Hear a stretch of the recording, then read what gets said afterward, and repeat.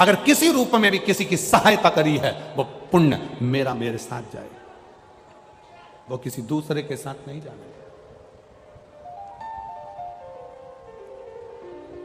हमारा करा गया कर्म हमारा। बाणासुर शिव का उपासक, एक काम था उसका, बाणासुर का, एक बेलपत्री को शंकर भगवान पर समर्पित करता था। एक बेलपत्र शिव को समर्पित।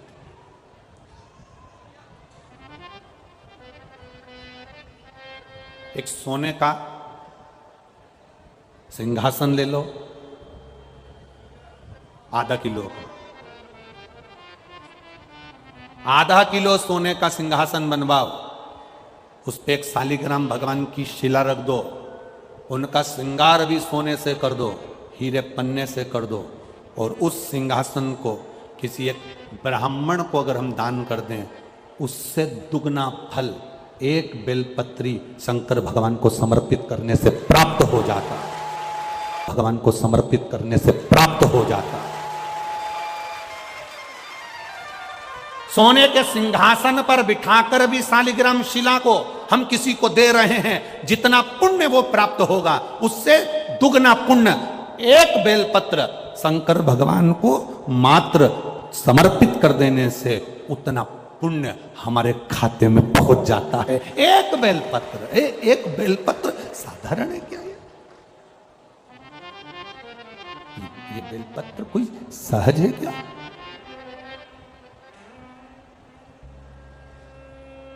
चौसठ देवियां योगनियां, ब्रह्मा विष्णु महेश, 33 कोटि देवी देवता सब इस बेलपत्र के अंतर्गत विराजमान है। इस बेलपत्र, बारिश का मौसम चल रहा है, सावन भादो, ये सब बारिश के मौसम है। आप जिंदगी में एक काम अच्छा करिएगा, अपनी इस मनुष्य की देह से एक बेलपत्री का वृक्ष कहीं ना कहीं जरूर लगा देना, जिससे आप संसार से भले चले जाओ पर आपके द्वारा वृक्ष पृथ्वी पर रहे और उसकी पत्ती टूटकर महादेव को चढ़ती रहे, तो हमारी जिंदगी सार्थक हो। एक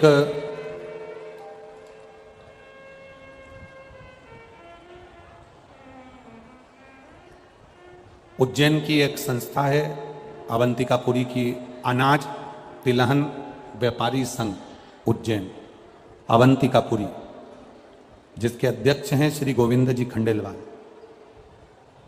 ये अनाज तिलहन व्यापारी संघ उज्जैन के द्वारा 60,111 बेलपत्री के पौधे पूरे उज्जैन में घर घर में लगाए जा रहे हैं। एक बार जोरदार ताली बजाएं। और धन्यवाद दूंगा संपूर्ण भारत की जैन समाज को, संपूर्ण भारत के जैन समाज, जिसमें तरुण सागर जी क्रांति मंच को धन्यवाद दूंगा, जो तरुण सागर जी महाराज, जिन्होंने अपने कड़वे प्रवचन से पूरे भारत की भूमि को नहीं, देश और विदेश को सम्मान दिलाया है। ऐसे परम पूज्य तरुण सागर जी महाराज का क्रांति मंच जैन समाज द्वारा, तरुण क्रांति मंच के द्वारा भी लाखों वृक्ष हरित क्रांति के रूप में पूरे विश्व में लगाए जा रहे हैं, पूरे भारत में लगाए जा रहे हैं। संपूर्ण तरुण क्रांति मंच को मेरी ओर से साधुवाद, धन्यवाद। दो चीजें अपने अंदर रखिएगा। एक, मंदिर से जो भी निर्माल्य चढ़े, मंदिर में जो भी फूल पत्ती चढ़े, उस निर्माल्य को गंगा में, यमुना में, सरयू में, सरस्वती में, नदियों में, बावड़ी में, तालाब में, कुएं में मत जाने दो। उसको मंदिर से उठाओ, उसकी खाद बनाओ या एक खड्डे में ले जाकर डालते जाओ। खाद बनने के बाद उसको पेड़ पौधों में डाल दो। हमारी नदियों को पवित्र रहने दो, जल का स्तर इस पृथ्वी पर बना रहे। नदी है, जल है तो हमारा कल है। इसलिए विठलेश सेवा समिति ने जगह जगह समिति से जुड़े हुए लोग निर्माल्य विसर्जन की गाड़ियां चला रहे हैं अपने खर्चे से। सरकार कचरा उठाने का वाहन चलाती है सरकार के खर्चे पर यह दुनिया का पहली ऐसी क्रांति है, यह पहली दुनिया का ऐसा आनंद है शिवपुराण का कि निर्माल्य विसर्जन के रथ भक्त अपने खर्चे से चलाते हैं और बड़े उमंग के साथ मंदिर में जाकर निर्माल्य उठाकर लाकर उसकी खाद बनाकर वृक्षों को डालते हैं। और मैं धन्यवाद दूंगा, यहां की भी एक निर्माल्य विसर्जन की गाड़ी, एक कलपत्र था उसमें वर्णन था, शायद नीचे रखा होगा, एक निर्माल्य विसर्जन की गाड़ी। कल भी भक्त आए थे कि हमारी गाड़ी यहीं खड़ी है, आप चलिए, पर भीड़ अधिक होने के कारणवश हम उस गाड़ी के पास नहीं जा पाए। तो निर्माल्य विसर्जन की गाड़ी जो भक्त चला रहे हैं अपने अपने नगर नगर में, शहर शहर में, गांव गांव में, उनको धन्यवाद, साधुवाद। स्वच्छ रखिए। हमारे परदादा ने पानी को नदी तालाब में देखा है, हमारे दादा ने पानी को कुएं और बावड़ी में देखा है, हमारे पिताजी ने पानी को घर में नलों में देखा है, हमने पानी को बोतल में देखा है।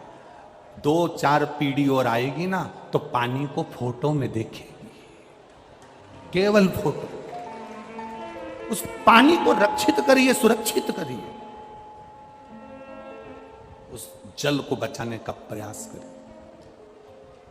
अपने जीवन की सार्थकता के साथ में एक वृक्ष बेलपत्री का अवश्य लगाएं और कहीं ना कहीं अपने हाथ से एक पौधा अवश्य लगाएं, जिससे आने वाले समय में ये पूरी पृथ्वी हरी बनी रहे। और जो कोरोना काल में ऑक्सीजन की जो कमी पड़ी थी, अगर आपने वृक्ष लगाया तो जिंदगी में अगर कोई बीमारी भी आ गई ना तो हमको ऑक्सीजन की कमी ना पड़े और ये वृक्ष हमारा साथ दे जाए, ये वृक्ष हमारा साथ। बाणासुर का एक नियम था,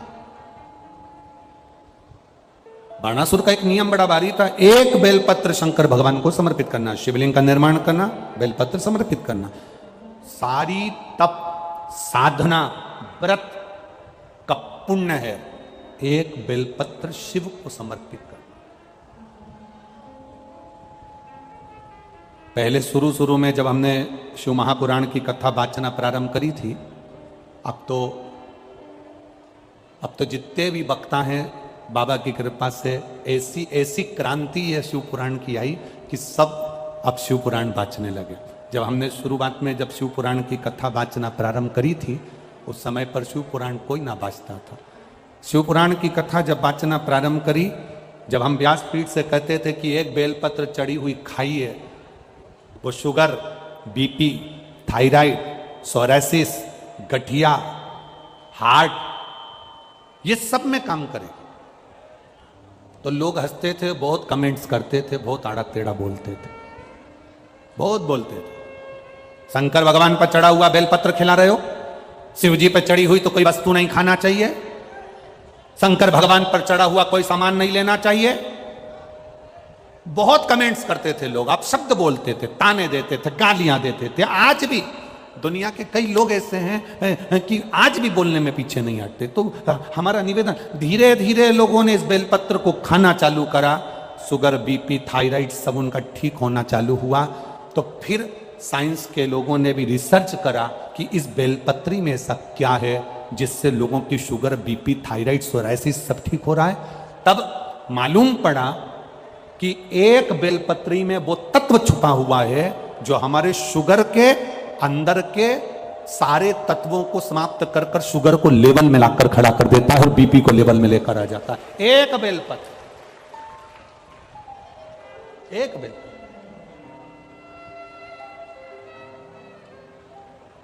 इसलिए शिव पर चढ़ी हुई बेलपत्र, एक बाणासुर एक बेलपत्र शंकर भगवान को समर्पित कर रहा है, बाणासुर एक बेलपत्र शिव जी को समर्पित करता है। उसके भीतर के भाव को शुद्ध करने के लिए, उसके भीतर के भाव को आनंदित करने के लिए एक बेलपत्र बाणासुर शंकर भगवान को दे रहा है, एक बेलपत्र।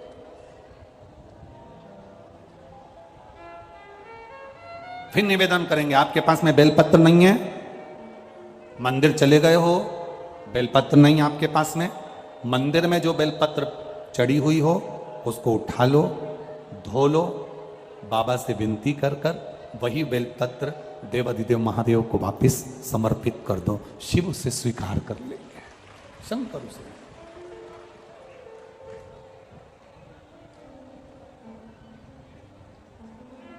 शिव उसे स्वीकार कर ले, शंकर उसे। और फिर अच्छे से सुनिएगा, अगर मान लो बेलपत्र भी नहीं है, मान लो बेलपत्र भी नहीं है, कोई पुष्प भी नहीं है, चढ़ाने के लिए एक लोटा जल भी नहीं है,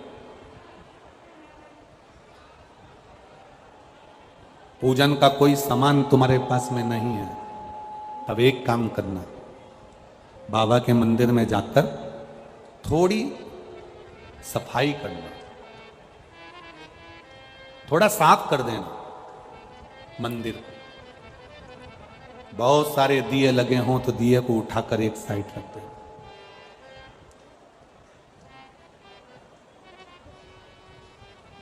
मोहल्ले की 50 माताएं अगर पशुपतिनाथ का व्रत कर रही हैं तो मोहल्ले की 1-2 माता ऐसी हो जो पशुपति व्रत करने के लिए अगर माताएं मंदिर के अंदर आती हैं तो तुम 2-3 बर्तन मंदिर के अंदर रखो, कोई प्रसाद रख कर गया है उसको उठाकर बर्तन में खाली करो और शाम के समय आरती के बाद सारा प्रसाद बच्चों को, बड़ों को, जिसको बांट सकते, जिसका व्रत ना हो पशुपतिनाथ।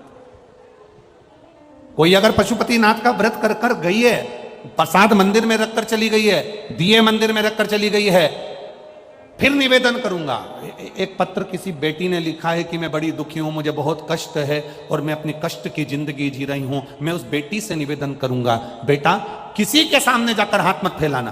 तो पशुपतिनाथ के व्रत अगर कोई माताएं कर कर जा रही हैं, कोई लोग कर कर जा रहे हैं, वहां दिए छोड़कर चले गए, प्रसाद छोड़कर चले गए, तो उन्हीं को संभाल कर एक साइड रख, उस प्रसाद को उठाकर मंदिर में अगर पुजारी हो तो बात दूसरी है, नहीं उठाकर किसी भूखे को खिलाना चालू कर दे, तुझे जो पुण्य मिलेगा तो दूसरी बार कथा में मिलेगी तो ये कहेगी कि मेरे को बाबा ने भंडार भर कर दे दिया।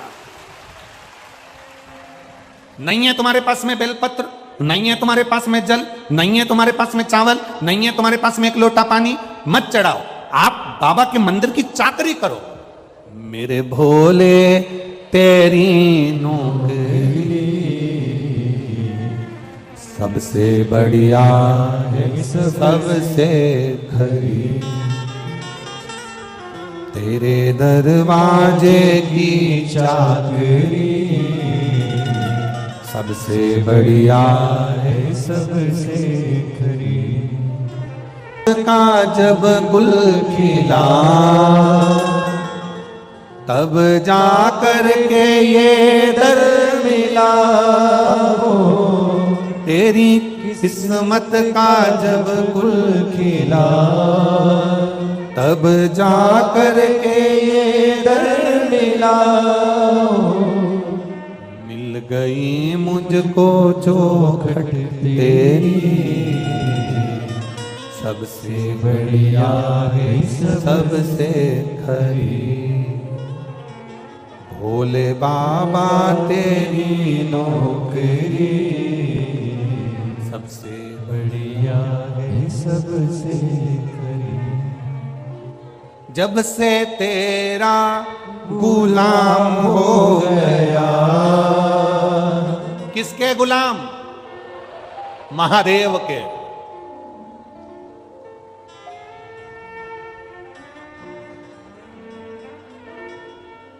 बहुत सारी कथाएं तो हम व्यासपीठ से कहना नहीं चाहते, नहीं तो कह देना तो लोगों को बड़ा बुरा लग जाता है।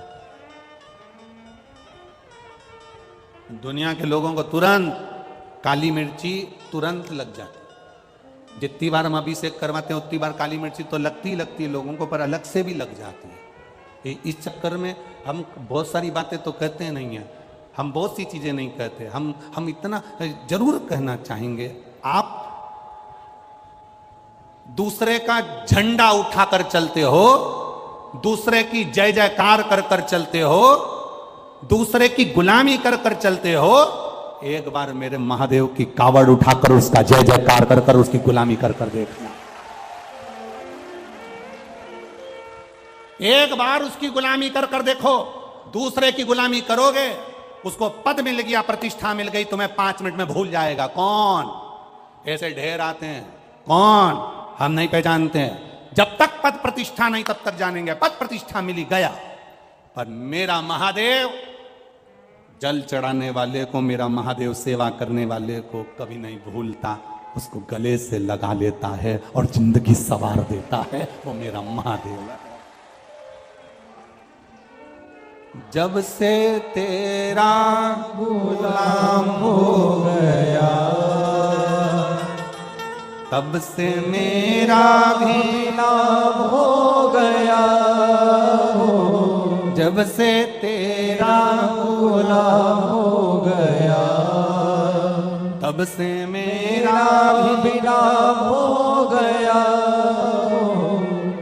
जिस भूमि पर कुबेरेश्वर धाम है, जिस भूमि पर कुबेर बाबा का यह मंदिर है, जिस भूमि पर कुबेरेश्वर धाम का कंकर शंकर है, ये कुबेरेश्वर धाम सीहोर का जंगल के अंदर था। कोई नहीं जाता था, अंधेरा हो जाता था, वहां कोई पहुंचता नहीं था, गाड़ियां भी नहीं जाती थी, क्योंकि मेन रोड से, हाईवे से अंदर कौन जाता।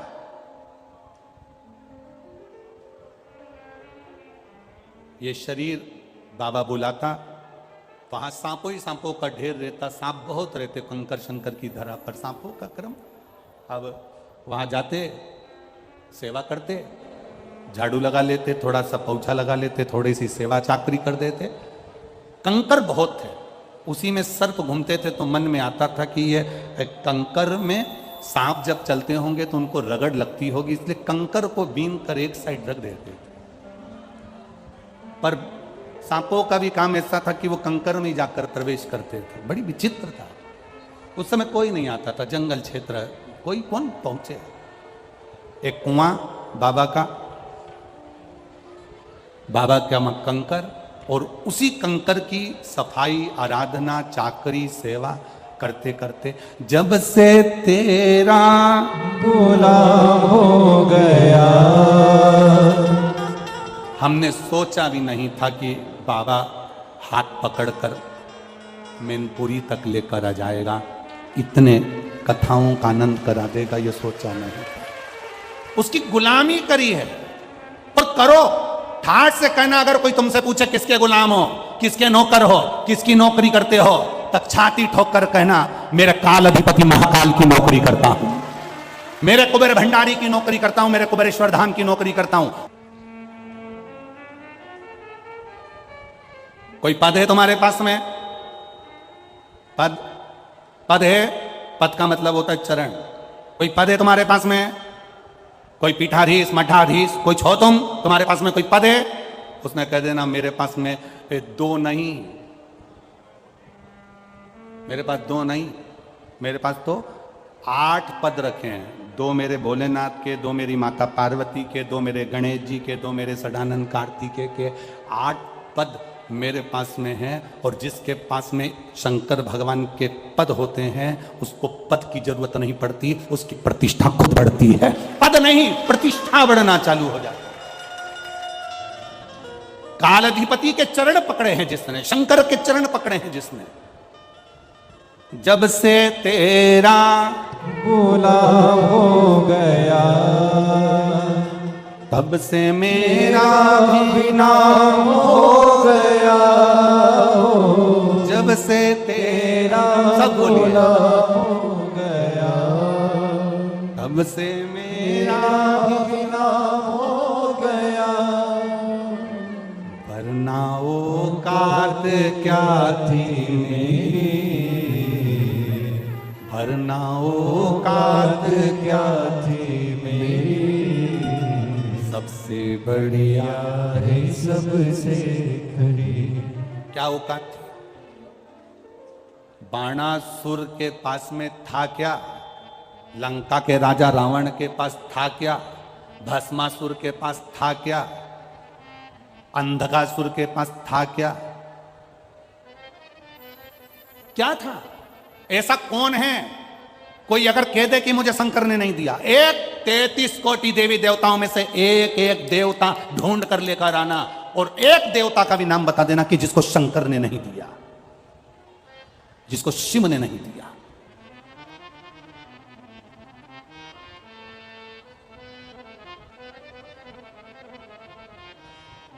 राजा अच के घर में दशरथ जैसे बेटे दिए, राजा दशरथ के घर में राम जैसा बेटा दिया, राजा राम के घर में लवकुश जैसे बेटे दिए। ये उसकी ही तो कृपा है, और कौन देता। भगवान कृष्ण के घर में 1,77,186 बच्चे दिए, ये उसी की तो कृपा है, कौन देता।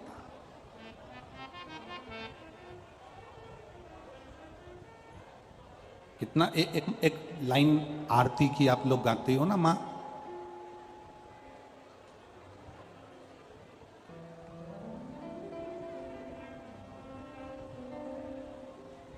सतियों के सत को सवारता भी वही है, दुनिया की गोदी में संतान देता भी वही है।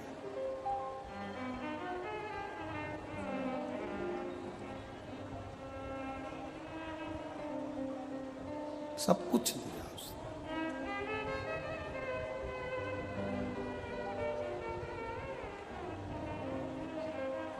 मेरे भोले तेरा सहारा है, मेरे भोले तेरा सहारा है, मेरी नैया का तू किनारा है, मेरी नैया का तू किनारा है।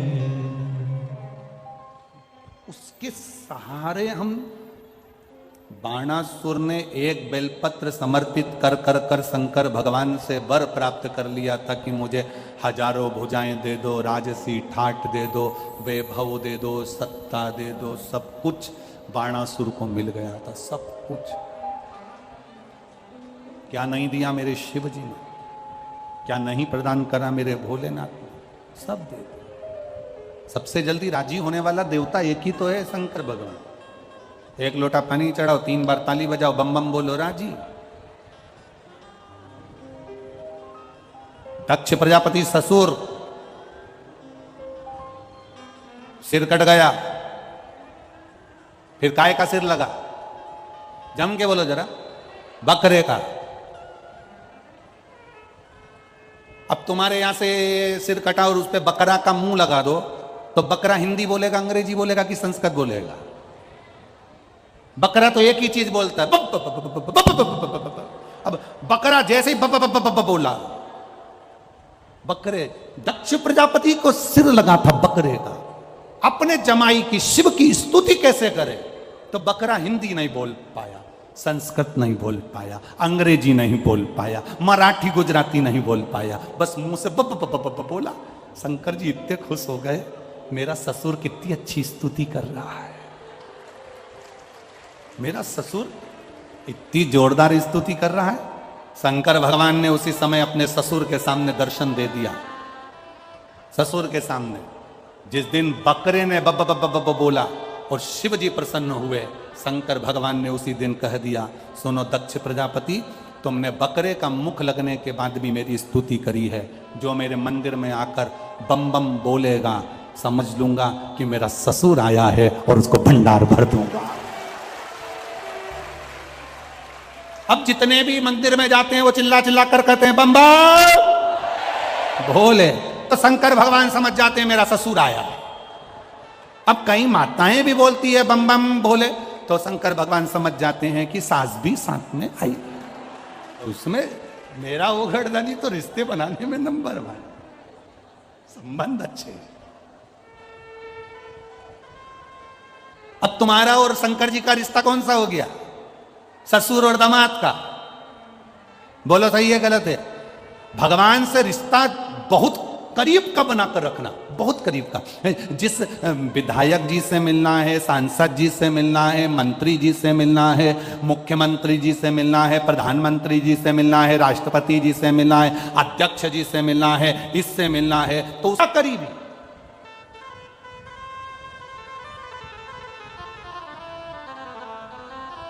तुम जाओ किसी के यहां मंत्री संतरी कलंतरी के यहां पूछो और जाकर कहो, अंदर जाकर बोल दो भेरू सिंह आया है। दरवाजे पे जितने लोग खड़े होंगे ना, वो भेरू सिंह के बाहर निकाल के सिंदूर चढ़ा देंगे।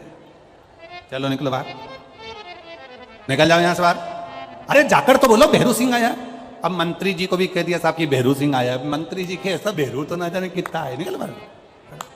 अब इतने में जाते से ही कह दिया, जाकर कहो मंत्री जी से, जाकर कहो मंत्री जी से कि तुम्हारी साला आया है, साला। मंत्री लिया, अंदर लिया, जल्दी जा अंदर लेके आ उसको। जाकर के दो मामा जी का छोरा आया है, अंदर लेके आ। मौसी का बेटा आया, अंदर लेकर आ। रिश्ता बना है ना, इसलिए उसको अंदर बुलाना पड़ेगा। तुम मेरे महादेव से बाप बेटी का, बहन भाई का, माता पिता का एक रिश्ता ऐसा बना लो कि बाबा भी कह दे इसको कुबेर का भंडार दे दे, ला अंदर ला इसको अंदर। संबंध ऐसा बनाना, रिश्तेदारी अच्छी बनाओगे। रिश्तेदारी अगर अच्छी है तो नहीं तो मालूम पड़े तुम अगर आपकी अगर रिश्तेदारी दमदार नहीं है तो फिर तो तुम यहाँ बाहर खड़े होकर चिल्लाते रहो, साहब अंदर जाके बोलो कि हम आए, हम अंदर जाके बोलो हम आए। कौन बोला?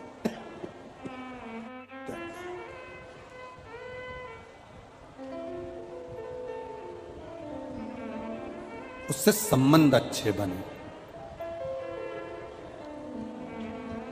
जब संबंध अच्छे बनेंगे तो वो साथ है, संबंध अच्छे। बाणासुर ने शिव जी की आराधना कर कर भगवान शंकर को साधा है। तब शिव महापुराण की कथा कहती है कि बाणासुर तप कौन सा करता है। एक बेलपत्र अगर शंकर भगवान के मंदिर में समर्पित कर रहे हैं, ये तप साधना ही है। भगवान शिव को हाथ जोड़कर नमन कर रहे हैं इस कलिकाल में, यह तप साधना ही है। किसी भूखे को भोजन करा रहे हैं, यह तप साधना है। किसी प्यासे को पानी पिला रहे हैं, यह तप साधना है। किसी के बीमारी में हमने उसको औषधि दिला दी, यह तप साधना है। कोई पढ़ना चाहता है, उसकी एजुकेशन के लिए हमने थोड़ा खर्च कर दिया, यह तप साधना है। यह तप साधना व्यक्ति के जीवन की एक आनंदमय साधना किया। और अगर हम वही ग्रहण नहीं कर पाए तो फिर हमारा पहुंचना, हमारा जाना, हमारा आगे बैठना या हमारा आगे खड़े होना वही मायने नहीं। आप अगर इतनी मेहनत कर कर यहां तक पहुंचे हो तो शिव महापुराण की कथा का अंश तत्व आपके भीतर पहुंचना चाहिए। शिव की अविरल भक्ति आपके हृदय में विराजमान होना चाहिए। और जब भगवान शिव की अविरल भक्ति हमारे भीतर विराजित हो तो समझो कि हमने शिव तत्व को प्राप्त किया। एक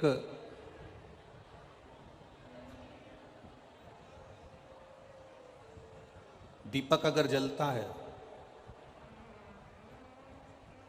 उसमें बाहर की अगर हवा लगेगी ना तो वो दीपक को बुझा देगी। जलते हुए दीपक को एक कांच की हंडी के अंदर रखा जाता है। जलते हुए दीपक को एक कांच की हंडी के अंदर रख देते हैं जिससे वो दीपक बुझे नहीं,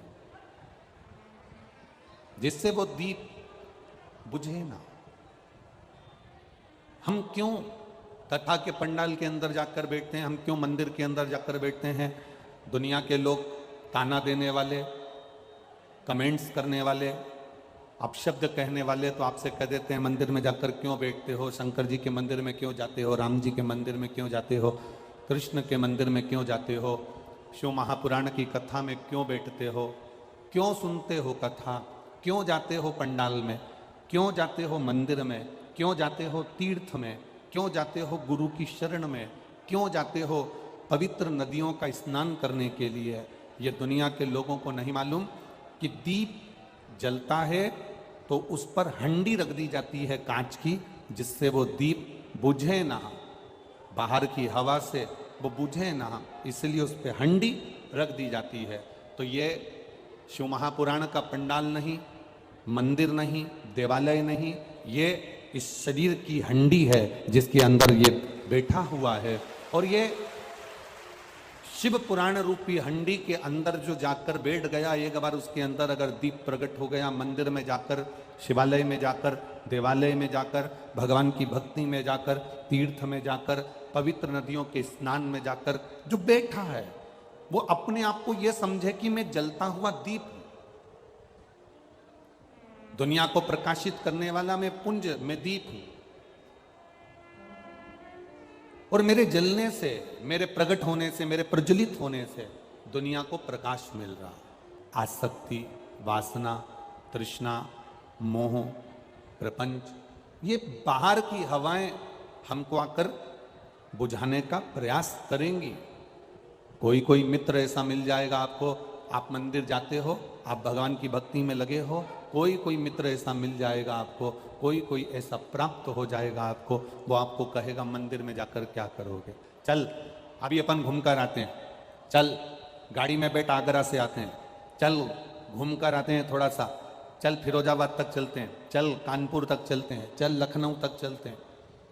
एक मित्र ऐसा मिलेगा, आप मंदिर जाना चालू करेंगे, आप भगवान के भजन करना प्रारंभ करेंगे, आप भगवान की भक्ति में जाना प्रारंभ करेंगे, कोई ना कोई तुम्हारे अड़चन डालने के लिए ऐसा मिल जाएगा कि आपकी भगवान की भक्ति, आपका भजन, आपका कीर्तन, आपका मंत्र जाप धीरे धीरे धीरे धीरे वो उसके सत्संग में, उसके संगत में आकर वो आपको छुड़वा देगा। और कोई कोई जिंदगी में ऐसा मिल जाएगा कि आप कभी मंदिर नहीं जाते थे तो भी मंदिर जाना चालू कर देंगे, आप खुद पहुंचे।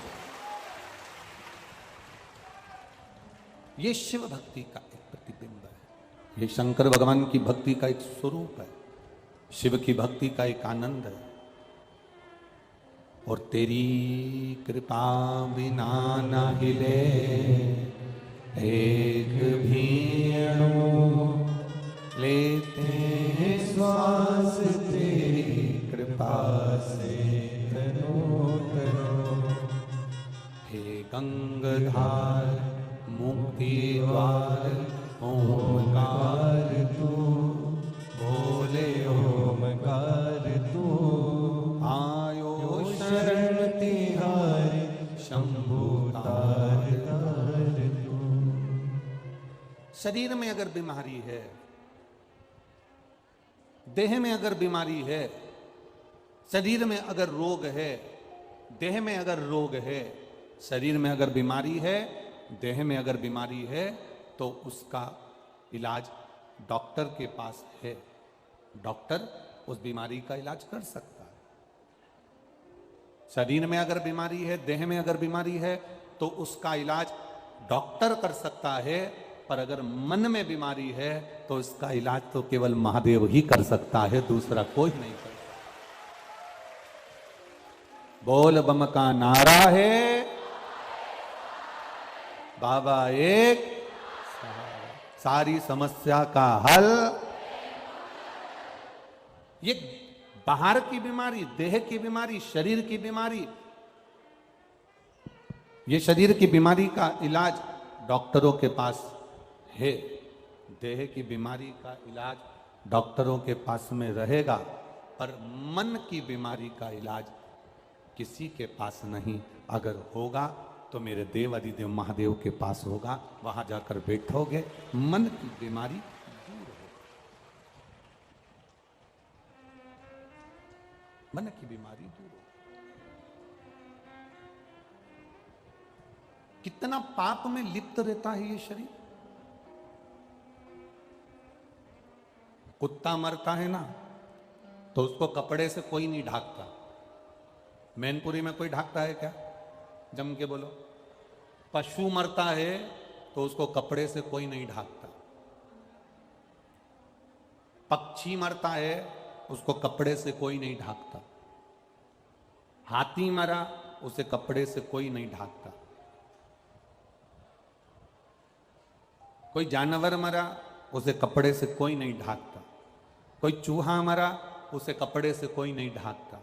पशु पक्षी जानवर कोई भी मरे, उसे कपड़े से कोई नहीं ढाकता।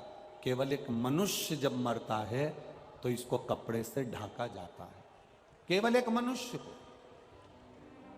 और ये मानव को कपड़े से क्यों ढाकते हैं? क्योंकि इसने जिंदगी में बचपन से लेकर मरते तक इतना झूठ बोला होता है, इतना पाप करा होता है कि इसके पाप को छुपाने के लिए इसे कपड़े से ढाक कर शमशान तक ले जाया जाता है। पाप में लिप्त रहता, झूठ में लिप्त रहता, आसक्तियों में लिप्त रहता, वासना में लिप्त रहता, तृष्णा में लिप्त रहता, आसक्तियों में फंसा होता। किसी जानवर को कपड़े से नहीं ढाकते, किसी पशु पक्षी को कपड़े से नहीं ढाकते, पर मनुष्य को कपड़े से ढाकना पड़ता है क्योंकि इसने इतना जिंदगी में आने के बाद अगर इसने कोई सत्कर्म करा है, आप संत को देखना, आप साधु को देखना, कोई बहुत पहुंचे हुए जो संत होते हैं ना, उनको कपड़े से ढाकने की जरूरत नहीं पड़ती। उनको तो लोग सुलाकर भी नहीं ले जाते, उनके लिए तो एक बेकुंठी बनती है, बेकुंठी पर उनको बिठाते हैं, उनको सुलाते नहीं है, बिठाते हैं, और बिठाकर उन्हें कपड़े से ढकने की जरूरत नहीं पड़ती। जिस चादर को वो ओढ़े रहते हैं उसी चादर को ओढ़ाकर उनको बेकुंठी पर बिठाकर लेकर फिर जाते हैं। अर्थात क्योंकि उन्होंने सत्य का जीवन जिया है, उन्होंने सार्थक जीवन जिया है, उन्होंने सात्विक जीवन जिया है, उन्होंने भक्ति का जीवन जिया।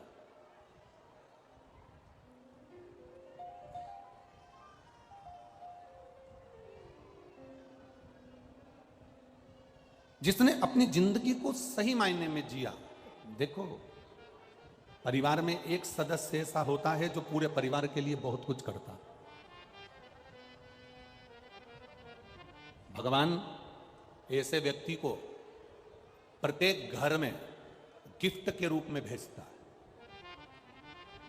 हर घर के अंदर एक व्यक्ति ऐसा होगा जो पूरे परिवार के लिए, कुटुंब के लिए, घर के एक एक सदस्य के लिए, चाहे वो बहन हो, बेटी हो, नाते हो, रिश्ते हो, कुटुंब हो, कबीला हो, सबके लिए वो आगे बढ़कर करता है। पर जो व्यक्ति भगवान ने सबके लिए भेजा है, जो सबके लिए करता है, सबके लिए आगे बढ़ बढ़कर, कोई माता ऐसी होती है, कोई भाई ऐसा होता है, कोई भाभी ऐसी होती है, कोई बहू ऐसी होती है, कोई माता पिता ऐसे होते हैं, कोई काका काकी ऐसे होते हैं, कोई मौसा मौसी ऐसे होते हैं, कोई मामा मामी ऐसे होते हैं, कोई जीजी जीजा ऐसे होते हैं, कोई नाना नानी ऐसे होते हैं। जो कोई एक घर में एक व्यक्ति ऐसा होता है जो सबके लिए, परिवार में सबके लिए, घर के लोगों के लिए करता है। पर उसके लिए दुनिया में कोई नहीं बना जो उसके लिए करता हो। घर के सब सदस्य के लिए वो करेगा, पर उसके लिए घर का कोई सदस्य नहीं कर सकता। ये रीति आज की नहीं, ये रीति पुरानी है।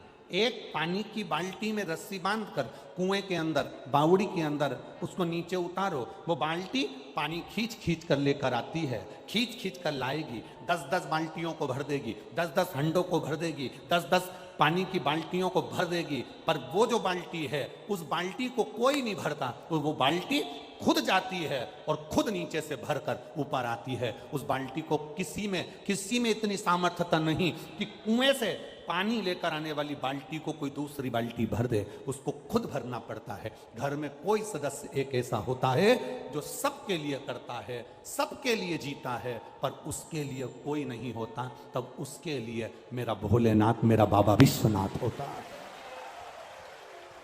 मेरा शंभू, मेरा त्रिकालदर्शी, मेरा कैलाशी, मेरा अविनाशी, मेरा केदारनाथ, मेरा महाकाल, मेरा भीमा शंकर, मेरा वैद्यनाथ, वो स्वयं उसके लिए होता। अरे सब मतलब के यार हमने देख लिया संसार हमने देख लिया, झूठे नाते झूठे रिश्ते, झूठे नाते झूठे रिश्ते, पर झूठा है संसार हमने देख लिया, सब मतलब के यार हमने देख लिया।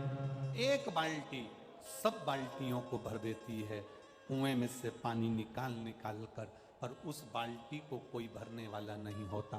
वो बाल्टी खुद जाती है नीचे और फिर भर कर आती है, क्योंकि उसमें इतना बल होता है कि वो स्वयं परमात्मा के सहारे पर जीता है और परमात्मा के सहारे पर ही रहता है, उसके भरोसे, उसके साथ। और मेरे बाबा दया करना, मैं तेरे भरोसे हूँ। भोले बाबा दया करना, मैं तेरे भरोसे हूँ। हम उसके सहारे जिए।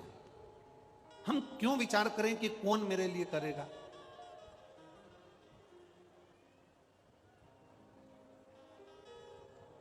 हमने जोड़ा, अपने हाथों से जो तुमने दान कर लिया, अपने हाथों से जो तुमने पुण्य कर लिया, अपने शरीर की इंद्रियों के द्वारा जो तुमने भजन कर लिया, वो तुम्हारा है। जो तुम छोड़कर चले गए वो तुम्हारा नहीं है।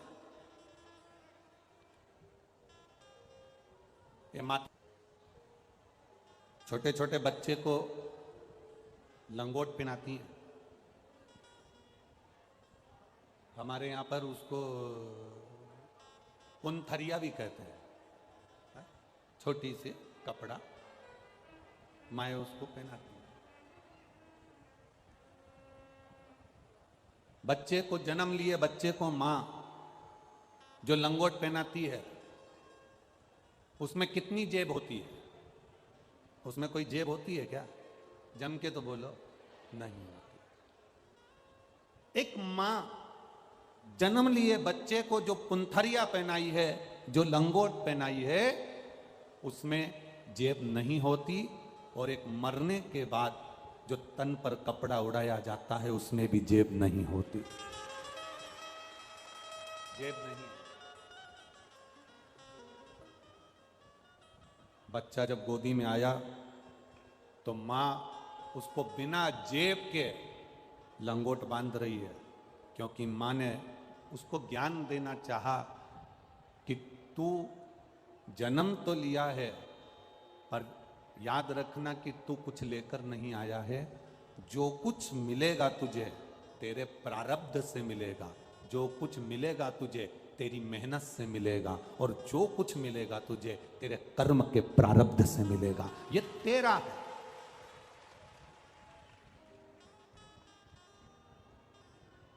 और कई लोग कहते हैं कि यहां से जाएगा, जब मुट्ठी बांधे आया जग में हाथ पसारे जाएगा। क्या तू लेकर आया जग में, क्या तू लेकर जाएगा? शिव महापुराण की कथा कहती है ऐसा नहीं है कि कुछ नहीं लेकर जाओगे, जाओगे जरूर। यहाँ जितने आए हो ना, एक आध बिस्कुट का पैकेट तो तुम्हारे बैग में जरूर जाएगा। भले तुम हमारे सामने मुंडी हिला दो कि नहीं हम तो कुछ नहीं ले जाएंगे, हम तो कुछ नहीं ले जाएंगे, बिस्कुट का पैकेट नहीं जाएगा, तो यहां पर जो पानी गिरा उसकी एक बूंद चिपक कर तुम्हारे साथ जाएगी। जो रज है, मिट्टी है, वो तुम्हारे साथ चिपक कर जाएगी। और सुनो, दुनिया के लोग कह दे कि मरने के बाद कुछ भी तुम्हारे साथ नहीं जाता, शिव महापुराण की कथा कहती है तुमने जो भूखे को भोजन कराया, प्यासे को पानी पिलाया, किसी को कोई अच्छा कर्म किया, किसी की सेवा कर दी, तुमने जो अपना पुण्य कमाया है वो तुम्हारे साथ जाने वाला है, कोई दूसरे के साथ नहीं जाएगा। तुम्हारा पुण्य तुम्हारे साथ। ये बनखंडेश्वर महादेव समिति कमेटी, जो ये बनखंडेश्वर महादेव कमेटी जो ये कथा का आयोजन आयोजित करी, और मुख्य यजमान श्री रानेश जी चौहान जी और श्रीमती अंजू जी चौहान जी जो इसके जजमान बने हैं। इस समिति, हमने पहले भी जब ये समिति, हम व्यासपीठ से हमेशा कहते रहते हैं कि चिंता कर कर कभी भी शिव महापुराण की कथा मत करना। क्योंकि शिव पुराण की कथा किसी की सामर्थ्यता नहीं है कि कोई करा ले। शिव महापुराण की कथा तो केवल देवादिदेव महादेव ही करा सकते हैं और कर सकते हैं। ये किसी की सामर्थ्यता नहीं। अगर जजमान परिवार आज दोनों बैठे हैं चौहान परिवार से, दोनों पति पत्नियां विराजमान है, उनके बच्चे विराजमान है, उनका कुटुंब उनका परिवार अगर बैठा हुआ है, तो ये विश्वास मानकर चलना आप नहीं बैठे हो, ये तो मेरा देव अधिदेव महादेव, क्योंकि शंकर की कथा में लिखा है शिव पार्वती ईश्वर जी गोरा जी बनकर, गणा और गोर बनकर शंकर पार्वती यजमान बनकर बैठते हैं। रामचरितमानस की कथा होती तो जजमान होते, श्रीमद् भागवत की कथा होती राजा परीक्षित जजमान होते, विष्णु पुराण की कथा होती सूत सोनक का संवाद में जजमान होते। जितनी पुराणे होती हैं सबका यजमान होता है, केवल एक शिव महापुराण ऐसी होती है जिसका यजमान अगर बैठता है तो वो शंकर और पार्वती के स्वरूप में बैठता है। केवल एक शिव महापुराण की कथा जिसमें शिव और पार्वती यजमान बनकर बैठते हैं, ये कोई नहीं करा सकता। घर में बारात में 50 मेहमान आते हैं और 50 मेहमान आते हैं तो टेंशन रहती है। यहां 7 दिन तक 7-7, 8-8 लाख, 9-9 लाख, 7-7 लाख भक्त आते हैं तो चिंता महादेव को रहती है, यहां कोई दूसरे को नहीं।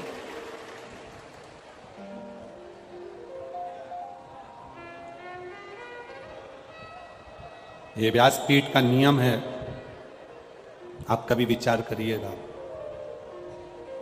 कभी एक अंदाजा लगाना।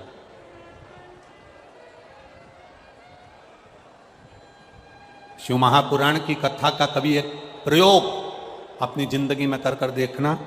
एक भंडारा, जिस भंडारे में आटा, चावल, दाल, शक्कर, सब्जी, तेल, घी सब भर के रख दो, सब भर के रख दो, और उस भंडारे का आनंद मेरे शिव महापुराण की कथा में मेरे बाबा से तुम कभी एक प्रयोग कर कर देखना। जहां शिव पुराण की कथा होती हो वहां भंडारा जो भरा होता है, बाबा की कथा पूरी हो जाती है, भक्त चले जाते हैं, भंडारा दुगना तिगना उतना कि उतना ही भरा मिलेगा, खाली नहीं मिलेगा। शिव का भंडारा कभी खाली नहीं मिलेगा तुम्हें। जितने आटे की बोरी, जितने चावल की बोरी, जितने शक्कर की बोरी, जितना पोहा की बोरी, जितना सामान है, आलू की बोरी, सब्जी की बोरियां उतनी की उतनी बढ़ती चली जाएगी, पर खाली नहीं होगी, क्योंकि मेरा शंकर अकेला नहीं आता। इतने भक्तों का पेट भरने के लिए पहले वो काशी में से अन्नपूर्णा को रवाना कर देता है कि जाकर वहां पेट तुझे भरना है, वहां जाकर पेट तुझे भरना है। बस निवेदन एक ही है, भक्तों के पेट भरने की जवाबदारी मेरे महादेव ने ले रखी है, पेटी भरने की जवाबदारी मेरे महादेव ने नहीं ली है। पेट भर दे, तुम्हें खाली नहीं। एक पत्र आया है, देखिए किसी ने लिखा,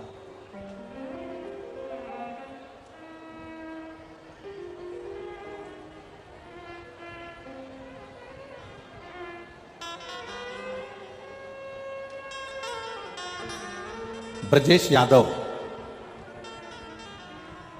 मैं यहीं मैनपुरी का रहने वाला हूं। कहीं बैठे हो ब्रजेश जी तो हाथ हिला सकते हैं।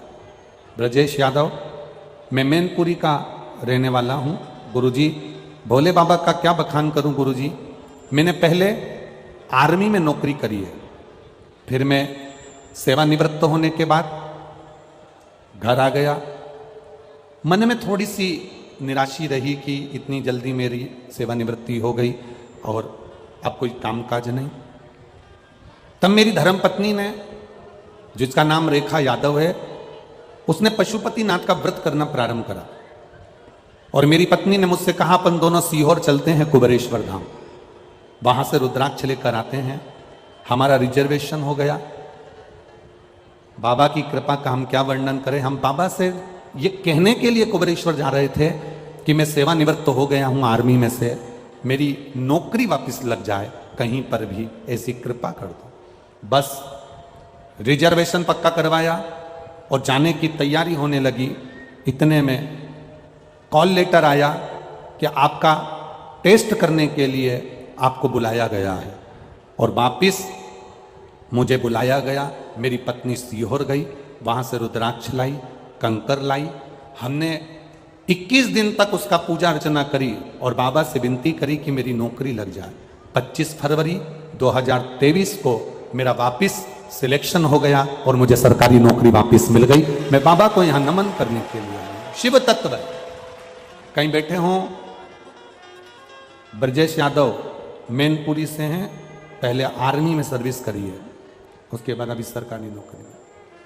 शिव तत्व आप ही हैं क्या? हाथ हिला दो एक बार। हर हर महादेव, हाथ हिला दीजिए एक बार। ये शिव तत्व है, ये ओघड़ दाता, ये त्रिकाल। तेरी कृपा बिना नहीं एक भी अणु लेते हैं श्वास से, कृपा से तनु तनु। बखान क्या करूं मैं राखों के ढेर का, चपटी बबूत में खजाना कुबेर का। हे गंगधार मुक्ति द्वार ओमकार तू, भोले ओमकार तू। आयो शरण तिहारी शंभो कार तू। ये शिव है, शिव।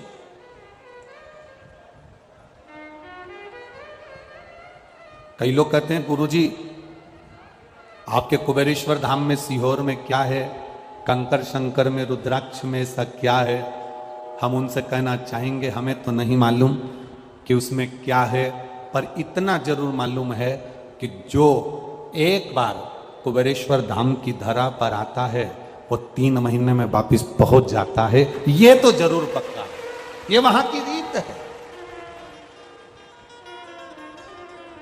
कुबेरेश्वर धाम के रुद्राक्ष में क्या है हमें नहीं मालूम, पर उसके उस रुद्राक्ष का एक आनंद ये जरूर है। आप दुनिया के कितने रुद्राक्ष तुम्हारे पास में हो, उसको पानी में डालकर रखना, वो थोड़े दिन में बदबू मारेंगे और गल जाएंगे, टूट जाएंगे, सड़ जाएंगे।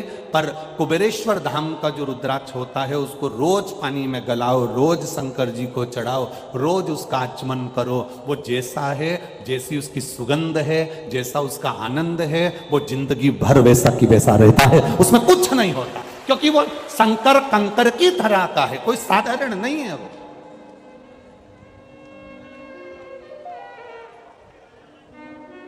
वहां विश्वास है शिव के कंकर में।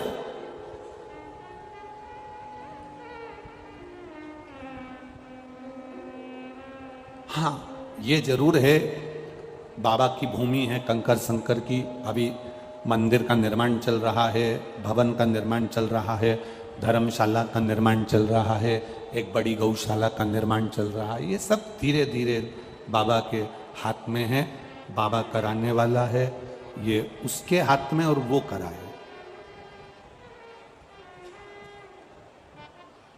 ये उसके हाथ। कितनी कृपा करता है वो, कितनी दया करता है वो, ये उसके ऊपर।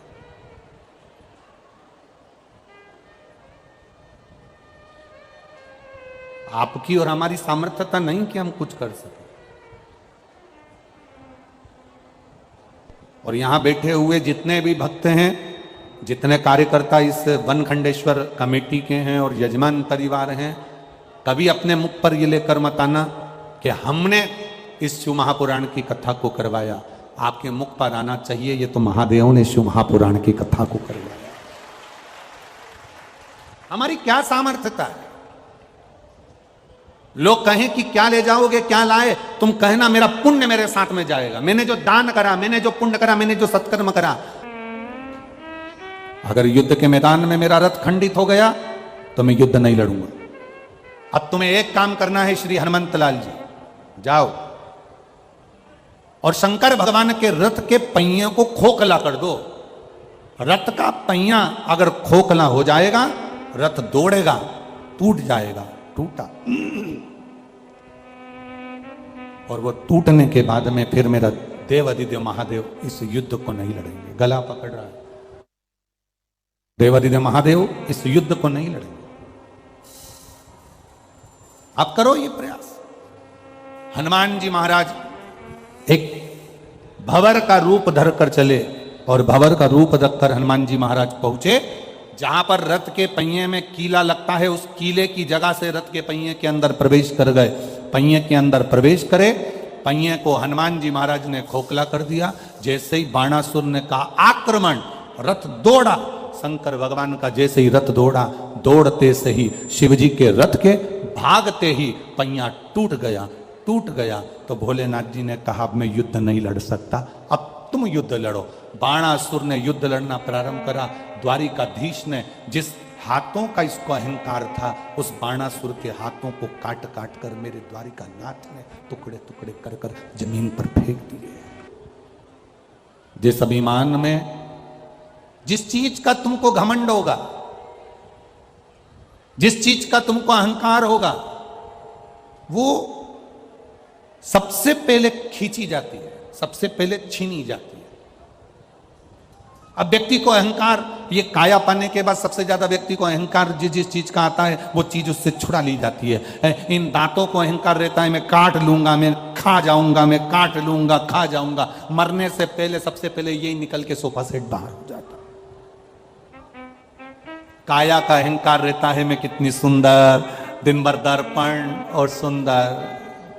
मरने से पहले ये काया भी बेकार हो जाती है। बाल का अहंकार होता है तो सीवर वाले महाराज के भी चले गए।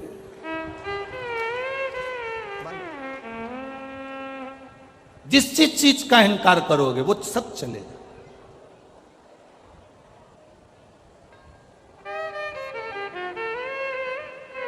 धन का अहंकार करा, धन चले गया। सत्ता का अगर अहंकार करोगे, सत्ता चली जाएगी।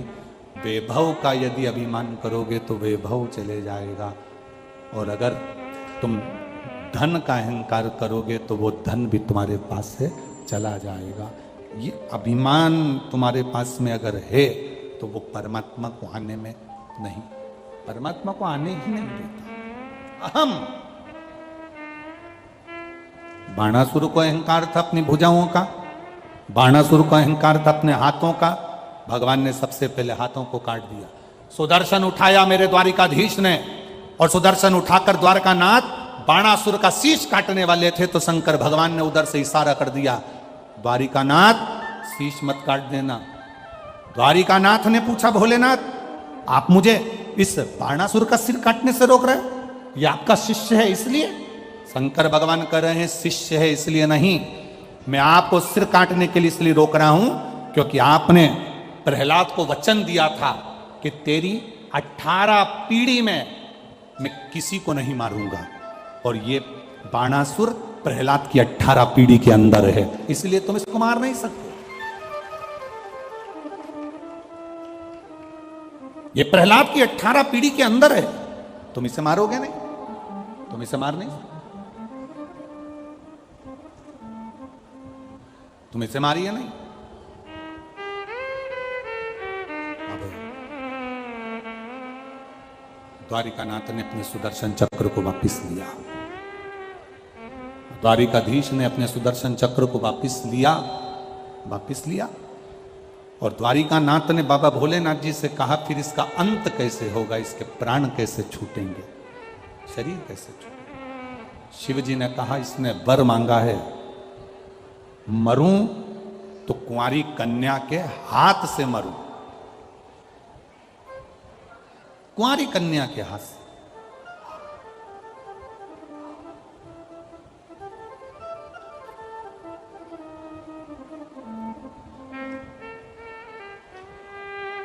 अगर ये मरेगा तो कुंवारी कन्या के हाथ से मरेगा। तुम रुको, अभी समय आएगा। बाणासुर के अब केवल 2 हाथ बचे हैं, बाकी के सारे हाथ कट कर गिर गए, क्योंकि अभिमत्ता में आ गया था, अहंकार में आ गया था, और अहमता में आने के कारण इसका सब कुछ चले जाता, सब कुछ। अहंकार में आने के बाद, अभिमत्ता में आने के बाद, अहमता में आने के बाद में बाणासुर के हजारों हाथ कट कर गिर गए, केवल 2 हाथ बचे। जब व्यक्ति के पास में अहमता रहती है, अहंकार रहता है, तब तक वो किसी को नहीं गिनता। जब अहमता चली जाती है तब समझ में आता है कि मेरे सिवा फिर कुछ भी नहीं। एक सहज शून्यता का भाव उसके सामने आ जाता है।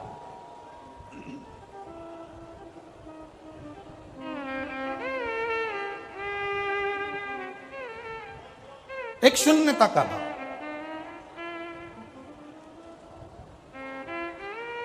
और शिव के पास पहुंचने के लिए वो शून्यता बहुत जरूरी है। देवादिदेव महादेव के करीब में जाने के लिए वो शून्यता बहुत जरूरी है। अहंकार में 3 गए, धन, वैभव और वंश। ना मानो तो देख लो, रावण, कौरव और वंश। ये अहम में चले गए, अहंकार में निकल गए। इसीलिए वो कहते हैं ना, क्या मान करे रे काया, कि काया माटी मिल जाएगी। राम भज ले हरि का नाम भज ले, कहीं तो राम मिल जाएंगे। क्या मान करे रे दौलत, वो दौलत माटी मिल जाएगी। क्या मान करे रे बेटे का, पड़ोसी बेटा बन जाएंगे।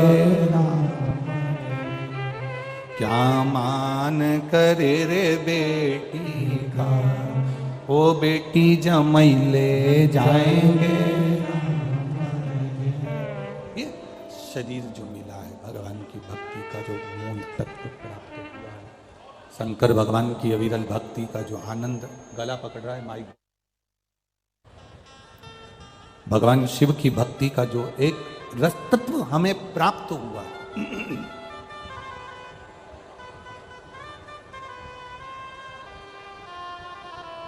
अहमता से परे हो जाओ।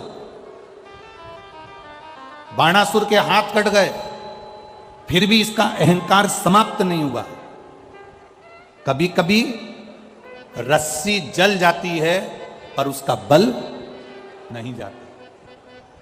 कभी कभी किसी का सब कुछ चले गया, उसके बाद भी अहंकार, अहम, अभिमतता उसके अंदर रह जाती है।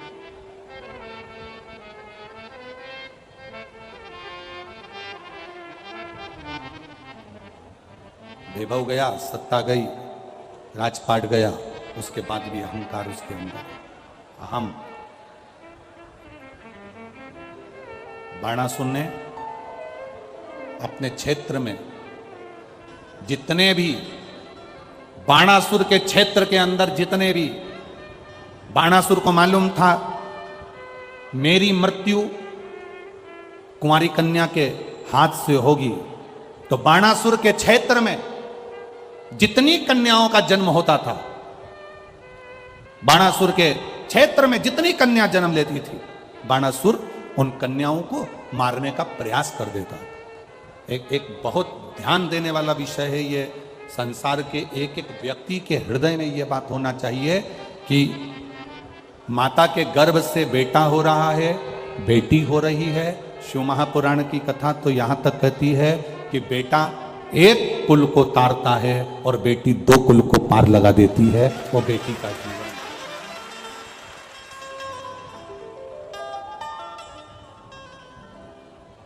गर्भ में आने वाली बेटियां, गर्भ में आने वाली संतान, गर्भ से जन्म लेने वाली बेटियां, अगर इस गर्भित बेटी को, शिव महापुराण की कथा कहती है, गर्भ में रहने वाली बेटी को जो गर्भ में मरवा देता है, भ्रूण हत्या करवा देता है, गर्भस्थ कन्या को या कुंवारी अवस्था में उस बच्ची पर कोई गलत प्रहार करता है, छोटी सी कन्या पर गलत दृष्टि देता है, छोटी सी कन्या के साथ अगर कोई गलत कर्म करता है, शिव महापुराण की कथा कहती है कि उस व्यक्ति को बार बार पृथ्वी पर जितनी बार वो जन्म लेगा, जितनी बार वो जन्म लेगा, उतनी बार उसको अधोगति में, तड़प तड़प कर रोग ग्रसित होकर मरना ही पड़ता है, ग्रसित होकर।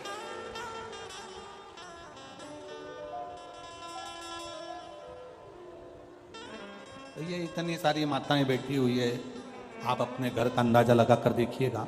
आप अपने घर में एक अंदाजा लगाइएगा, रहने वाली घर की बेटियां, घर में रहने वाले बेटे और बेटी दोनों का अंदाजा लगाना। आपकी पत्नी को भी देखना, आपकी पत्नी का भी अंदाजा लगाना कि आपकी खुद की पत्नी वो अपने माता पिता के प्रति कितना समर्पित रहती है। बोलो सही है कि गलत है?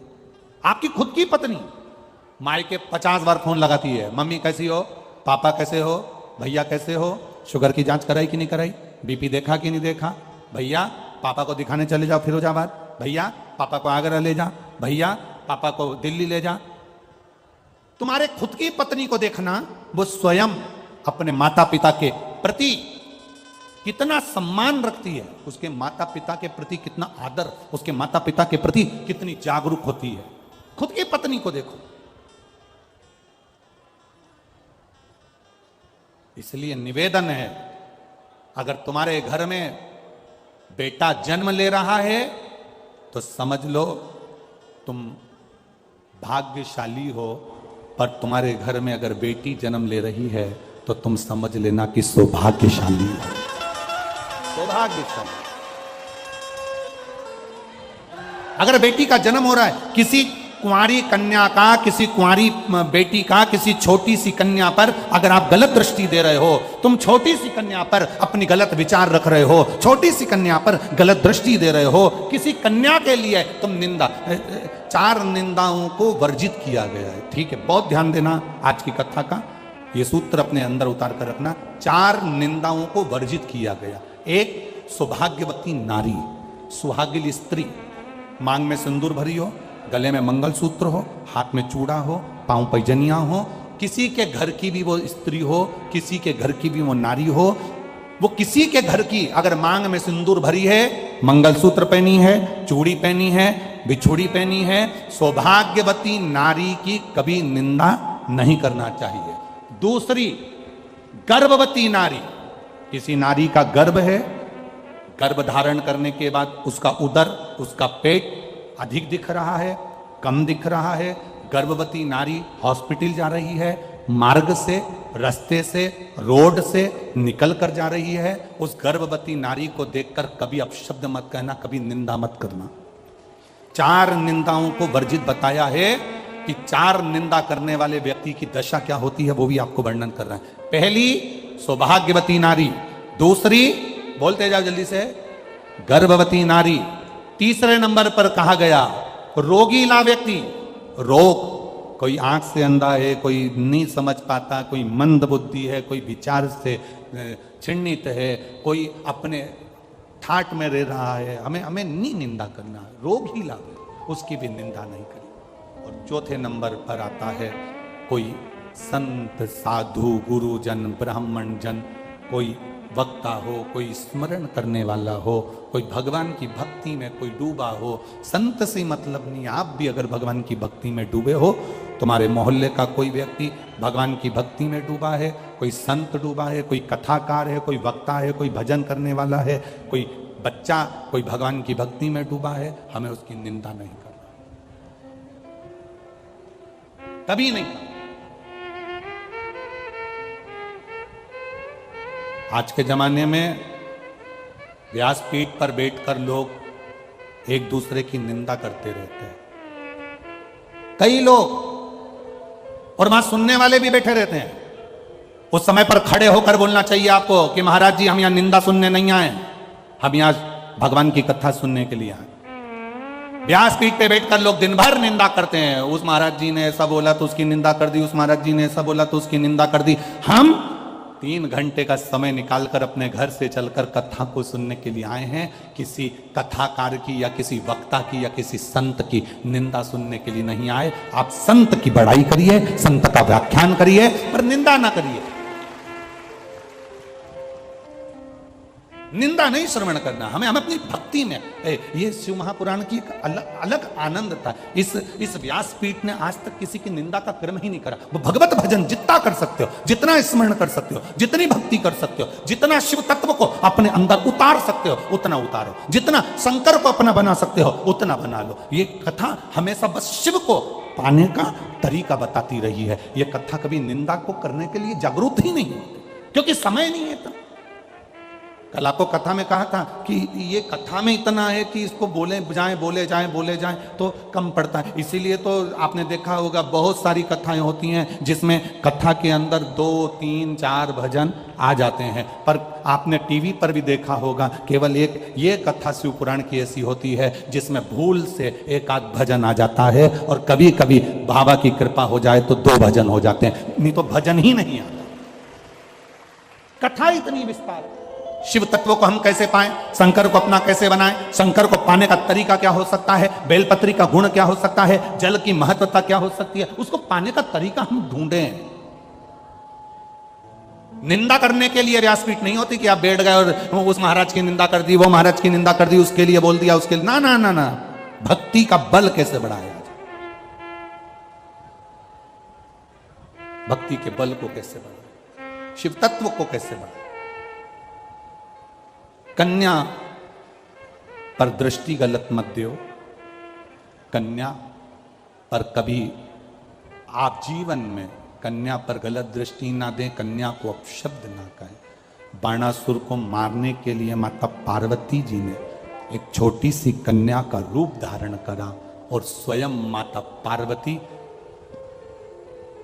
कुंवारी कन्या बनकर बाणासुर का संहार कर दिया और कहकर मारा, बाणासुर सुन ले बाणासुर, ये तेरी गति जो बिगड़ी है ना, ये तेरे कर्म से बिगड़ी है। तूने कन्या का आदर नहीं करा, उसको गर्भ में मरवा दिया, तूने कन्या जन्म ली तो उस पर गलत दृष्टि दे दी, ये तेरे कर्म के अनुसार तुझे भोगना पड़ा। बाणासुर के प्राण छूट गए।